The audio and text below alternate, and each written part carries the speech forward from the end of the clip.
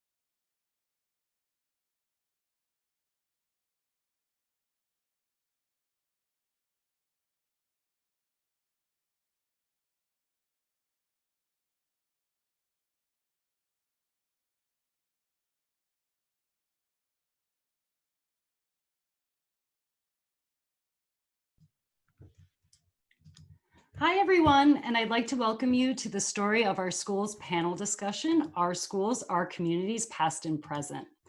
My name is Jen Harris, and I'm the Executive Director and founder of the Story of Our Schools.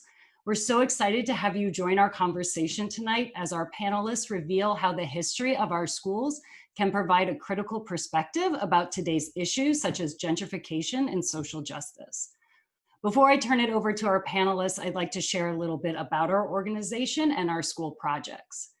The Story of Our Schools is a DC-based nonprofit that celebrates the role of DC schools within our city's rich history. Through after-school programs, we teach students how to research and uncover their school stories and then design permanent museum quality exhibits that share their findings with the broader community. Since 2015, our organization has grown into a robust, highly sought out partner organization for DC schools who want to explore and learn from their past. We tailor each program to suit the needs and goals of each of our partner schools, creating a wide range of unique exhibits. The Story of Our Schools approach is grounded in learning and facilitates strong student leadership throughout the entire research and exhibit design process. With the guidance of dedicated teachers and our standards-aligned curriculum, our students work together to create meaningful questions about their school's history to explore and develop.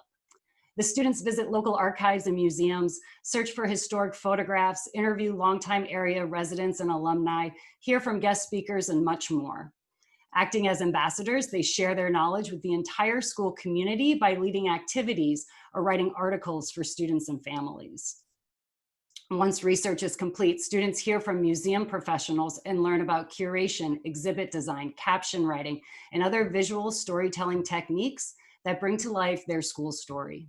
Our final exhibits are made from museum quality materials and are installed in our school's main lobbies.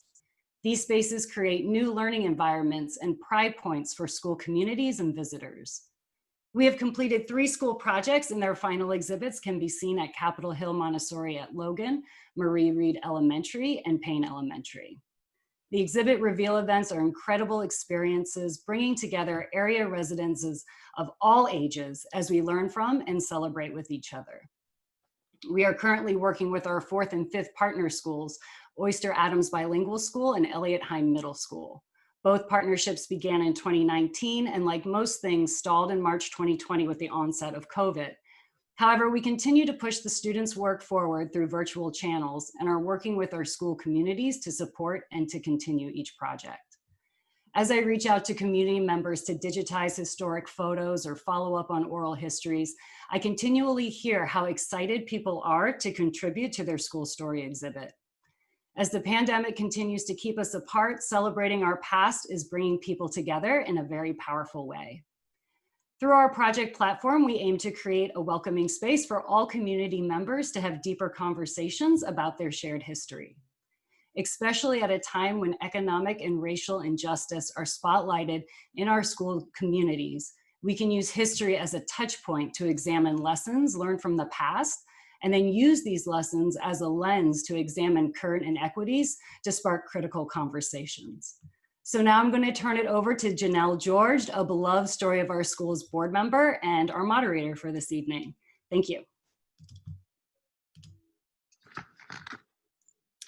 Thanks so much, Jen.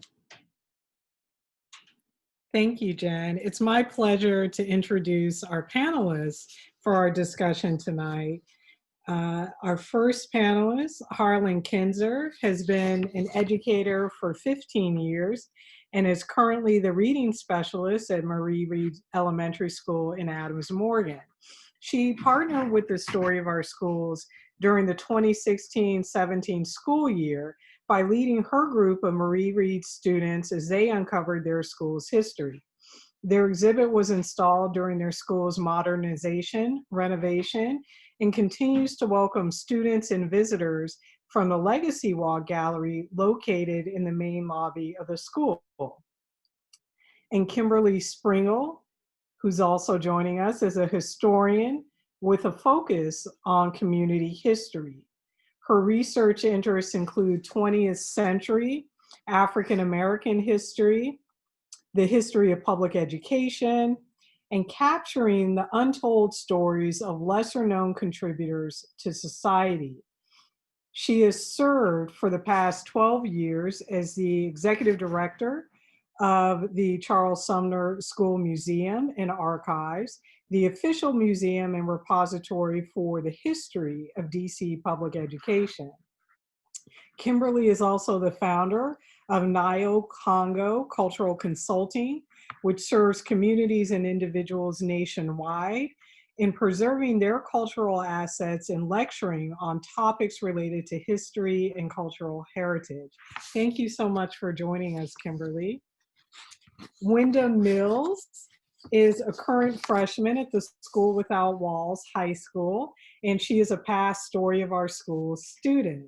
In 2015, she participated in our first project at Capitol Hill Montessori at Logan, or CHML. Sorry, Wyndham. Since then, she has been an amazing ambassador for our organization by helping with various outreach and fundraising efforts. Thank you, Wyndham, for joining us. And Ms. Wallerstein Talifer Curtis is a lifelong DC resident and active community leader. She grew up in the 1940s in a diverse Capitol Hill neighborhood and attended segregated schools, as all children did at that time. We met Ms. Wallerstein through our first project at Capitol Hill Montessori at Logan, where a student, Zoe Nash, recorded Ms. Wallerstein's oral history. One of the things that Ms. Wallerstein said during that interview is, it's remarkable. When I first came to the neighborhood, most of my neighbors were white. And as I grew up, she graduated from high school in 1959, and this is her home behind her. My neighbors were Black. Now on my street, I have few Black neighbors. A lot has changed. You live and things just change. So welcome, Ms. Wallerstein. Thank you so much for joining us tonight. This is going to be a very rich conversation. We're going to start with grounding things a bit in history and context. And then we'll talk a little bit more about relationships between schools and communities and between community members and how those have evolved over the years. And we'll talk about how the past informs the present. And we'll also touch on the current pandemic. As Jen noted, the Story of Our Schools works to empower DC students to discover and discuss their school and the surrounding community's unique history, and to build permanent exhibits that share these stories with their communities and with future students and families. The district has played a profound role in the shaping of the national landscape, including in school desegregation efforts. And each school has a unique history that can be a powerful educational tool. Like many other places, the district is undergoing constant demographic shifts and challenges, and those just make it all the more urgent to understand the district's past, preserve its history, and understand how it all informs the present and future. For example, according to a report from the DC Policy Center, in 1862, the district opened its first schools to Black students. These were segregated schools to which Black students were relegated and to which white students were relegated. And the percentage of Black students attending schools, this has changed over time, but the percentage of Black students attending schools with about 90 to 100% of other students of color decreased from 96% in the 1992-93 school year to about 88% in the 2012-2013 school year. And again, that has changed. But many students still attend schools that are racially segregated. So that's one of the things that we'll be talking about today. And Kimberly, why don't we start with you from the historian's perspective? Given your work with archives, why do you think that understanding our past, particularly the community history and the context of DC public schools, is important for students and community members? Thank you, Janelle. Good evening, everyone. Um, First, I want to share a little bit of contextual history about the Sumner Museum and share how the District of Columbia is very fortunate to have the Sumner Museum, the official museum and repository that houses artifacts, memorabilia, and has a space to preserve these very important artifacts that organizations like Story of Our Schools Project can interface with and have students and the general public engage with the material. So that endeavor happened now almost 35 years ago. It was an effort to save a historic African American school, which is the Charles Sumner School. So it is on the National Register for Historic Places in 1872 building. And it now houses yearbooks, band uniforms, student registrations, and all sorts of memorabilia pertaining to the history of public education starting in 1804. So first and foremost, I want to establish that this space is really a pioneering space in the nation as far as having such a specific um, comprehensive collection detailing the history of public education. So, like Sumner, and like I have to also share about my other colleagues, the DC History Center, which people may know as the DC Historical Society, like Washingtoniana, all of these places allow for a magnification of local achievements and also challenges that may otherwise fall beneath the radar. So community archives are very important. It's also important to have these touchstones related to contemporary issues. So speaking of history, there are a few things that we'll talk about later in the conversation as far as Bowling v. Sharp being one of the companion cases to the National Brown versus Board of Education Supreme Court case that desegregated schools for the US. Also, many people may not know that there was another case in the 1940s involving a white student who wanted to gain entry into an African American school. And her name was Carla Galarza, and she was wanting to join the students at MM Washington, which is located over in Northwest, or formerly located in Northwest Washington, D.C. So the importance of having these community archives is that there are many, many stories that are waiting to be told and shared widely.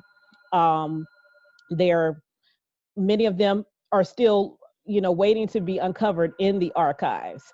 Another piece that relates to contemporary times with COVID-19. Immediately when we were forced to close abruptly in March, I went into the archives to find out what was going on in the education system when the 1918 Spanish flu incident took place. So again, it was amazing to see how, of course, they didn't have virtual learning back then, but many of the teachers and students were right in the calls. They were making masks. They were working with first aid distribution and other efforts to help the country cope with the situation. Of course, it was also in the heels of World War I, but there was significant information about how the schools were dealing with the Spanish flu in that time period.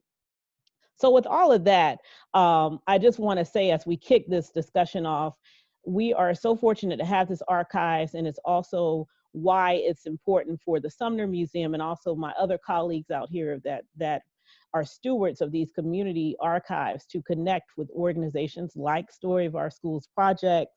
Normally, if we were not um, in this remote situation, I would be awaiting the students to come bustling and bounding into our space to put their hands on the artifacts and materials. And it's amazing just to see the connections that can be built, not just from our young learners, but also all ages, I say 0 to 99 in that regard. So it's very important to have those touchstones to say, my grandmother used to say, there's nothing new under the sun. You'll see a lot of things that repeat themselves in history. So that's also just another important point to see. Just like we made it through the Spanish flu in 1918, it's great to see in history how people overcome. Absolutely. Thank you so much, Kimberly, for that rich context. There is so much to the history of DC Public Schools. So that is great to hear. Ms. Wallerstein, we would love to hear from you and about your experience. Can you tell us a little bit about your experience attending the Logan School and Langley Middle School, which of course was segregated at the time that you attended, and your thoughts about changes in the DC community and in our schools? Well, first of all, thank you for inviting me. It has been an interesting experience because I moved to the near Northeast area, near the Washington Coliseum when I was 2 years old. And we were the second, I think they called us colored then, the second colored family on the block. Both of my parents worked for federal government. Never were prejudiced people. My father came from Virginia to Washington. My mother was born in DC, and they had one lovely child, of course, me. I would go out to play with my friends. I couldn't say that I noticed too much prejudice, just time to go to school, that we all sometimes would give each other a hug, and they would go to school around the corner, and the person that walked me to school would walk me down to Logan. And Logan then was a colored school. First, I went to the school itself, and then the annex across the street, which is an apartment building now. And I just could not figure it out. I mean, nothing is wrong with me. Why can't we be friends and go to the same place? But it has been an experience to see the change again, because Washington is changing again and people are mixing together again. I was fortunate enough during my time of work to work for Hospitality House as a consumer educator. I worked for UPO programs for over 30 or 40 years. I worked in the field of employment, developing a youth program, and many other things. We would say when we would come to school, I pledge allegiance to the flag, and to stand up and know what that meant, and to realize that I was born in Washington, DC, one of the most important places in the world. We would sing, do the flag salute, and take pride in it. Take pride in being an American and being a native of Washington, DC. I have been active in several groups in the district, and there are just so many good reasons to say things.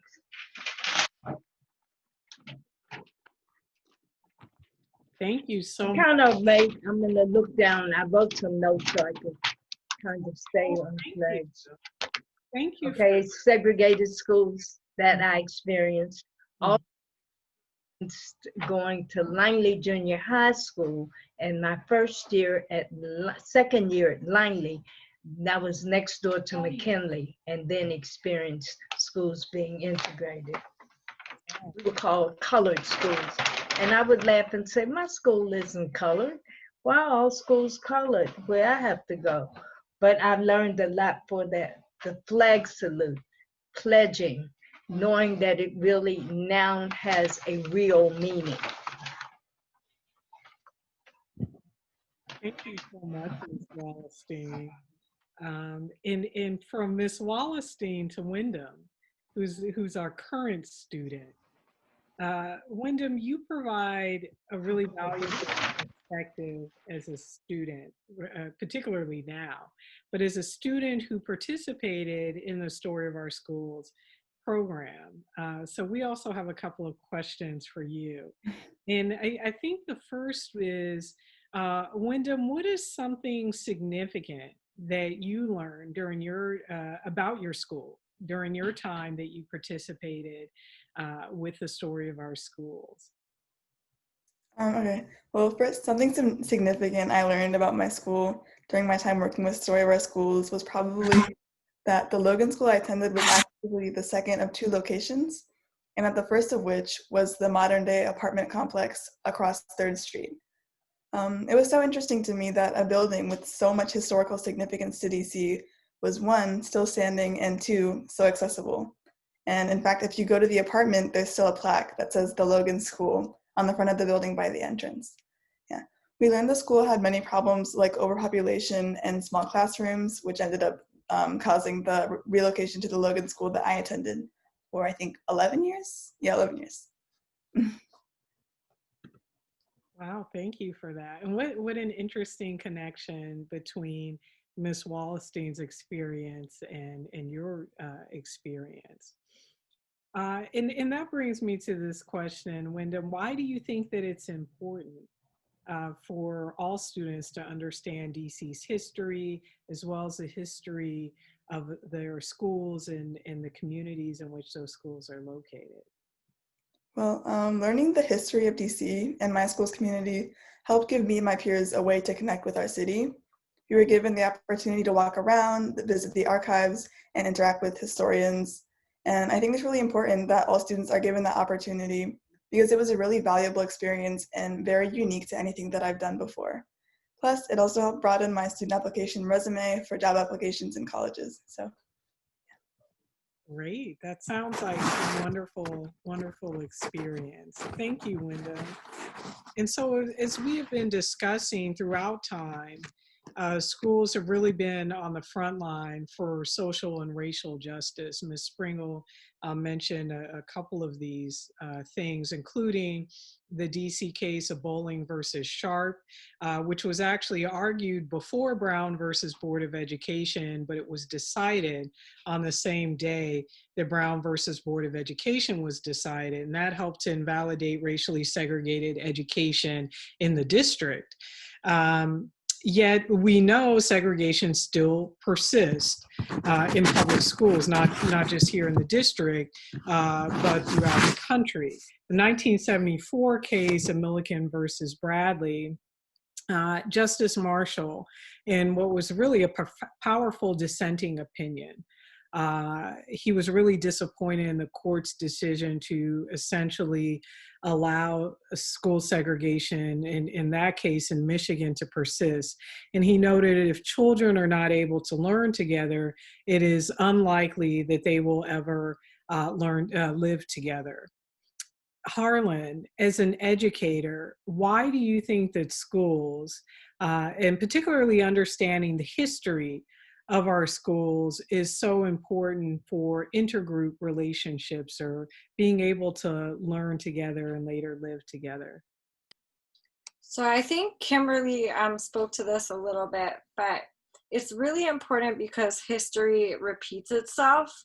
So as an educator, it's my job to educate students on what has happened in the past so that they can make informed decisions in the future. And this is inclusive of being a good neighborhood, making sure that the neighborhood's history is preserved. And it also means that despite gentrification, that they're preserving the flavor of the neighborhood. And so when our students have an understanding of the neighborhood's history, then they are bound to be more invested in the neighborhood. And it's like a vicious cycle, right? They'll want this for their children and their grandchildren, and they'll want their children and grandchildren to live in that neighborhood, to have a public education in that neighborhood. And this bond will stop what we see too often is this us versus them mentality, or new people moving into the neighborhood and thinking that they're going to be the savior. And so as an educator, I can help combat that. Thank you, Harlan. And you know, you mentioned this us versus them mentality. I'm sure at times that there is a little bit of a disconnect, right, between community members, some of whom have lived in the neighborhoods for generations, and the constantly shifting population that might be attending the schools. What are some ways that you think schools can better facilitate relationship building between the school members, the school student body, and community members? Well, I'll say the story of our schools helps with a lot of this, but basically, schools can facilitate relationships with community members by inviting them as guest speakers, mentors, tutors. Also, I think there's a lot of power in the voice, in the voices and the perspectives of the community at large, and so. Parent-teacher organizations often have committees that ask for community voice, and so members of the community can join in that respect too. That's great. Thank you so much, Harlan, for that perspective and really recognizing the assets that community members are. And speaking of which, I would like to go back to Ms. Wallerstein, one of our assets and longtime community resident. Ms. Wallerstein, as a longtime community resident, how would you advise schools to include community members, again, many of whom have lived in the neighborhoods for generations? What are some of your thoughts about ways that schools can be more inclusive of the community? We need an elected school board.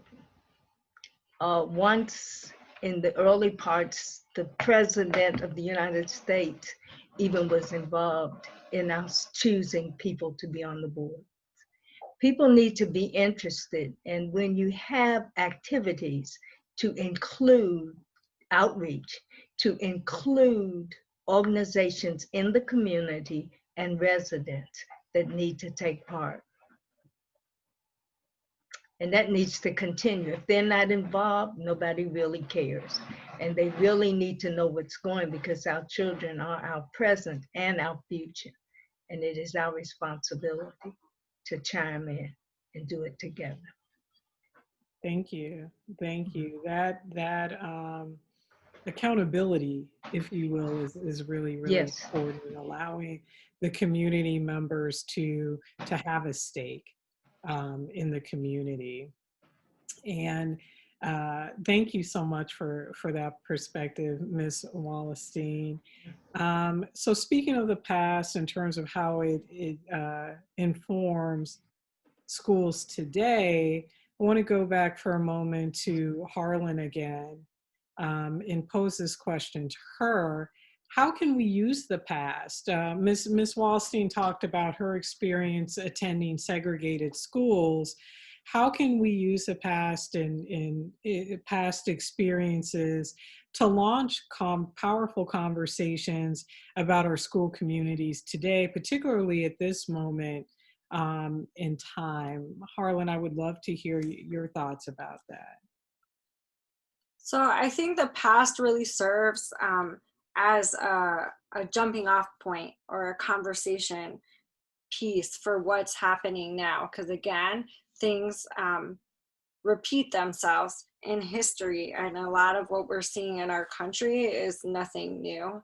And you spoke to it a little bit about how most of our schools are now, public schools are segregated again. And I also think that there's a lot of power from community members presenting their firsthand accounts. I think they are more powerful than any history book can be, or any teacher standing in front of the classroom. And I think students respond really well to seeing somebody who has kind of been in their shoes. Absolutely. Thank you so much for that, Harlan. And Wyndham, I'll ask you, as a current student, why is this important? Why is it important to build from the past to inform our conversations today? So using the past to launch powerful conversations about our school communities kind of goes back to what I said earlier. These conversations and opportunities help connect the members of our community and the city And in doing this, there could be a lot of possible outcomes. Someone could become more motivated to advocate for like the preservation of historical areas of the cities, or they might become encouraged to help contribute to the bettering of our city. Just no matter how simple it may be, it could impact for just the bettering of the community in the area. Being able to participate in these powerful conversations and opportunities about our school communities helps provide a new perspective, and I think anybody could benefit from that. So students like myself especially. Thank you. Thank you for that, Wenda. And I will go back to Ms. Wallerstein, who kind of started us on this conversation when she was talking about how schools could better include community members. And I will ask Ms. Wallerstein, what do you think are some lessons from the past that we should heed today? I think from the past, as you're doing now, you've assessed the whole situation and things have changed, but they're coming back to almost what they used to be. If organizations are invited, people in the community and residents would take part in some of the activities. For instance, I've noticed in the Logan area, people are hanging around that residents have really lived in there. Why are you hanging on this playground? Why are you standing here? Why aren't you at school? You know, all these things. There used to be crossing guards that were basically in families and knew where people were supposed to be and where they weren't. And I think it would be extremely helpful. If you don't invite, people are not too generated sometimes to volunteer themselves. Many have teaching skills themselves, or can help with homework or help with plays or different activities you have in the community. Because our children are our present and our future. Thank you. Thank you. And speaking of the present, I will ask Wyndham this question. Currently, we're experiencing a global pandemic that has profoundly impacted education, as everyone knows. I mean, we heard today that New York City public schools are closing again.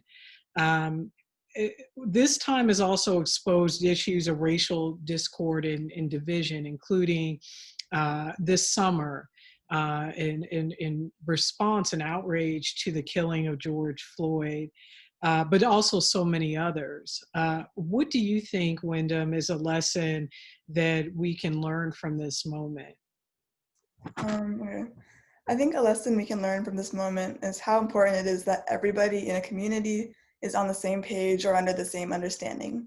The majority of the roots of modern racial discord and the lasting pandemic have come from a widespread misunderstanding followed by disagreement, whether that be to wear a mask or whether the lives of people of color matter.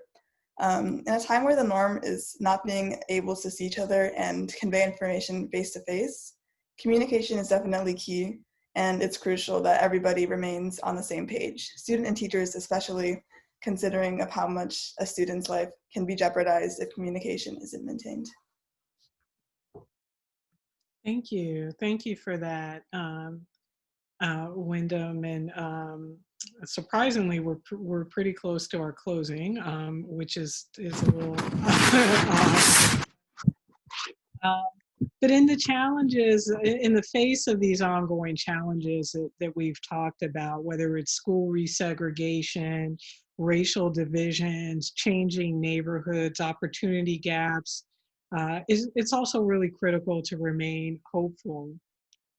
Part of the mission of the Story of Our Schools is to build student pride in their school community, and also to empower students to continue learning and sharing the lessons of the past to inform the present. So I will ask each of you about what makes each of you hopeful. And let's start with Harlan as an educator. And I know that educators right now are facing a lot of challenges. So this is a tough one, Harlan, but I will ask you that question. What makes you hopeful right now?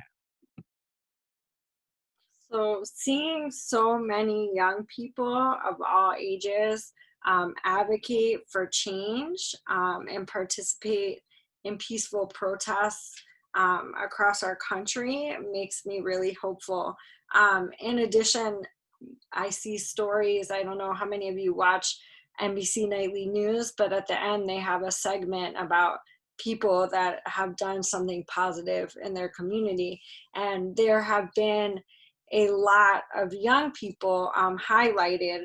And there are so many young people helping community members in this pandemic, whether it be collecting Pampers or diapers in their community, or helping to fix technology, or tutoring younger children. And that gives me a lot of hope.